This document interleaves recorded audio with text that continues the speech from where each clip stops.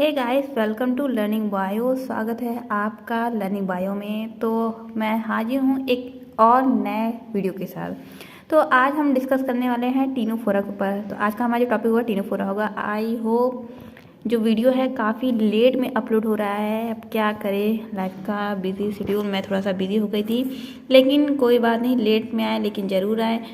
And आपके लिए एक नया टॉपिक भी लेके आए हैं, खाली नहीं जाने देंगे आपको। तो चलिए बात करते हैं टीनोफोरा के बारे में। टीनोफोरा जो एक वर्ड है, इसे हम सेपरेट करके इसका मीनिंग देख लेते हैं। टीनो का मतलब होता है कॉम एंड फोरा का मतलब बेरिंग। कॉम का मतलब समझ रहे हैं ना, जिसे हम कंघी बोलते हैं हिंदी में, तो ये कॉम बेरिंग हो सकता है। यानी कि कुछ इसमें ऐसा स्ट्रक्चर पाया जाता है जो इन्हें ये दृश्य शो करने की कोशिश कर रहा हो कि कॉम बेरिंग टाइप के हैं, यानी कि इनके पास कॉम है। ओके, एंड देन हम स्टार्ट करते हैं कि जो टीनोफोरा होता है वो स्मॉल फाइलम है ऑफ मरीन एनिमल्स का। मीन्स ये एक मरीन एनिमल्स के फाइलम है, बट इसमें स्मॉल जो एनिमल्स देखने को मिलते हैं, एंड ये फाइलम भी थोड़ा स्मॉल है। ओके, टोटली हम ये कह सकते हैं कि मरीन एनिमल्स का फाइलम है एंड फाइलम भी स्मॉल है। ओके, एंड ये कॉम बेयरिंग होते हैं। तो चलिए स्टार्ट करते हैं हमारी पहली लाइन से। Marine, solitary, free swimming are pelagic, no polymorphism. Marine का मतलब तो हम समझ गए हैं कि मरीन यानी कि ओशन में पाए जाते हैं। सोलेटरी होते हैं, अकेले पाए जाते हैं, यानी कि ये ग्रुप में नहीं रहते, कोई ग्रुप बना के नहीं रहते हैं। एंड फ्री स्विमिंग करते रहते हैं, यानी कि हमेशा स्विम करते रहते हैं ओशन में। एंड पैलेजिक होते हैं। तो पैलेजिक का मतलब ये समझ लेते हैं आप कि हमारे जो ओशन है, सपोज ये हमारा ओशन है, उसे कुछ पार्ट्स में डिवाइड किया गया है, तो उसमें से एक पार्ट हमारा पैलेजिक भी है। मीन्स वो थोड़ा सोर्स से किनारे पे होगा। ओके, मैंने सोर्स जो हमारा किनारा है उससे थोड़ा सा हटके होगा। That is a pelagic form of ocean. And जो हमारा पॉलीमॉर्फिज्म है उसका क्या मीनिंग निकल के आता है, वो ये है कि ये एक्चुअली एक फॉर्म में ही प्रेजेंट होते हैं। पॉलीमॉर्फिज्म का मतलब होता है कि बहुत सारे फॉर्म देखने को मिल जाते हैं, बट इसमें ऐसा कुछ भी नहीं शो होता हमें। हम मेंशन कर सकते हैं कि इसमें कोई भी पॉलीमॉर्फिज्म हमें नहीं देखने को मिलता है, कि डिफरेंट वैरायटी शो हमें नहीं हो पाती है। नेक्स्ट जो हमारी लाइन आती है वो है ट्रांसपेरेंट, यानी कि अगर हम इनको देखें, इन्हें हम अपने आई से विजुअल करें, तो हमें ये देखने को मिलेगा कि ये ट्रांसपेरेंट होते हैं। एंड जो इनकी अगर हम सिमेट्री की बात करते हैं, इनकी बॉडी की सिमेट्री की बात करते हैं, तो वो बाय रेडियो शो होती है। एंड मैंने एक्चुअली ऑलरेडी एक वीडियो अपलोड किया है, उसमें मैंने सिमेट्री के बारे में बताया है। तो अगर आपको सिमेट्री के बारे में नॉलेज बिल्कुल ना हो, तो आप प्लीज़ जाके उस वीडियो को पहले देख लीजिए, ताकि जो आपका बेसिक है वो थोड़ा सा कॉन्सेप्ट क्लियर हो जाएगा। नेक्स्ट हम लाइन के चलते हैं।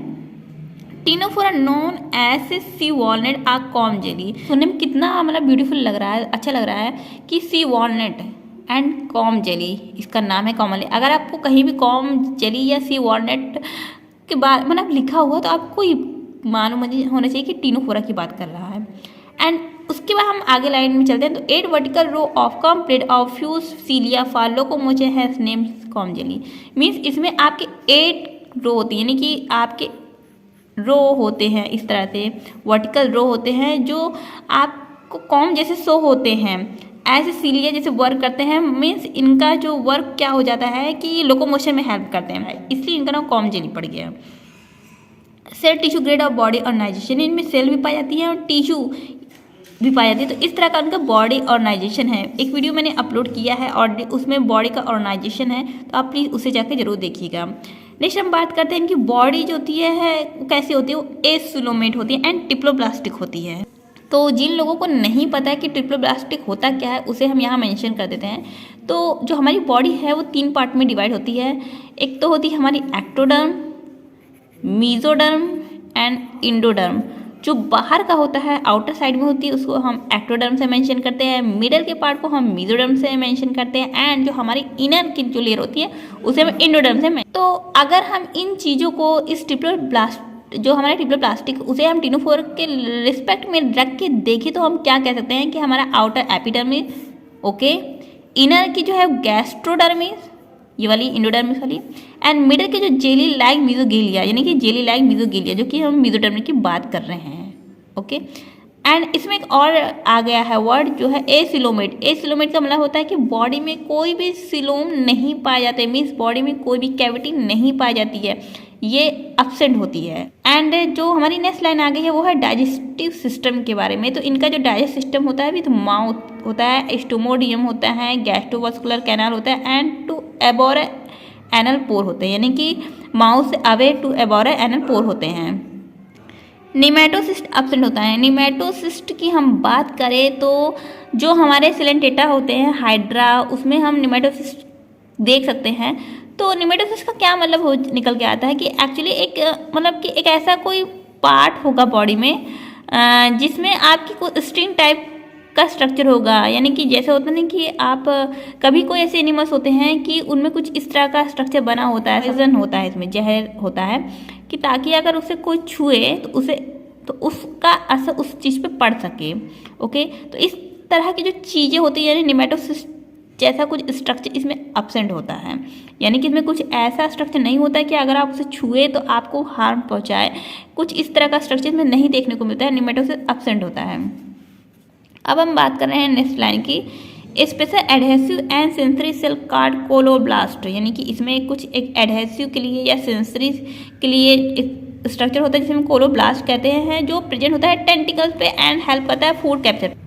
मैं थोड़ी सी प्रीवियस लाइन में चलूँगी, एक चीज़ मुझे बहुत अच्छे से मेंशन करना था आपको, वो ये था कि जो निमेटोसिस्ट होता है वो हमारा प्रे को कैप्चर करने में भी हेल्प करता है, यानी कि कुछ ये हद तक ये प्रे को कैप्चर करने में हेल्प करता है जो हमारा एब्सेंट है टीनोफोरा में। ओके, तो चलिए अब आगे की लाइन पढ़ते हैं जो हम डिस्कस कर रहे थे प्रेजेंट टाइम में। तो जो आपका टेंटिकल्स होता है उन पे प्रेजेंट होता है कोलोब्लास्ट, ये एक एडहेसिव है आर्गन सेंसरी आर्गन, यानी कि सेंस करने में हेल्प करता है एंड ये जो चीज़ है वो फूड कैप्चर में हेल्प करता है। मीन्स अगर हमने देखा कि निमेटोसिस्ट इसमें एब्सेंट है तो ये फूड कैप्चर किससे करेगा, तो निमेटोसिस्ट के जगह इनमें कोलोब्लास्ट दिया गया है, तो वो हेल्प करते हैं कि फूड को कैप्चर करने में, सेंस करने में, एडहेसिव करने में, जो इनके टेंटिकल्स पे प्रेजेंट होता है, यानी कि इनके कहीं टेंटिकल्स होगा उस टेंटिकल्स पे वो प्रेजेंट होगा।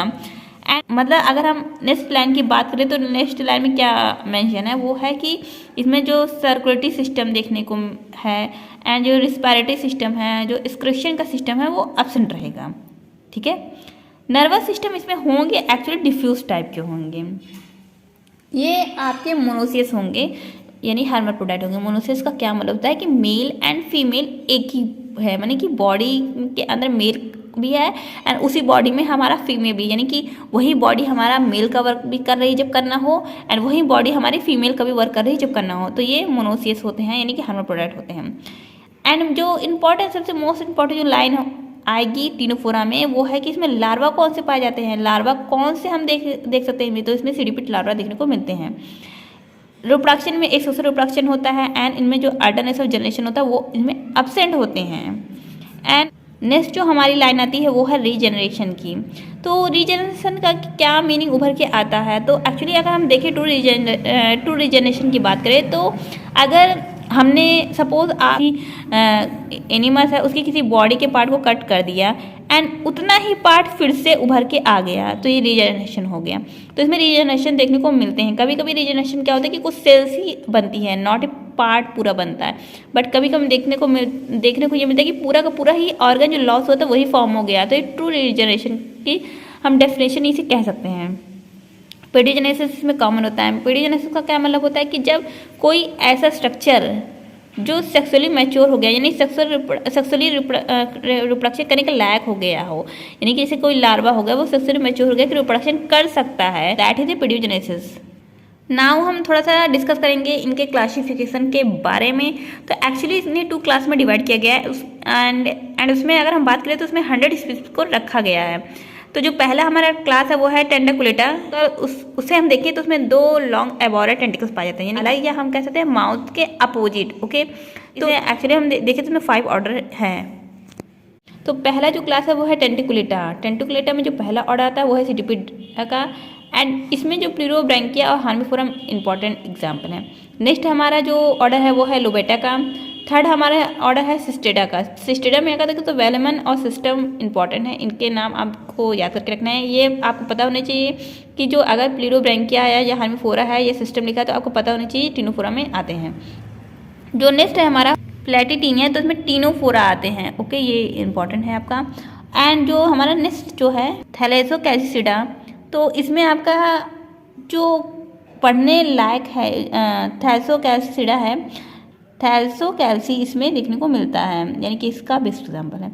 हमारा जो नेक्स्ट है क्लास है वो है क्लास है नूडा। एंड ये टीनोफोरा होता है विदाउट टेंटिकल्स, यानी कि इस टीनोफोरा में टेंटिकल्स नहीं पाए जाते हैं।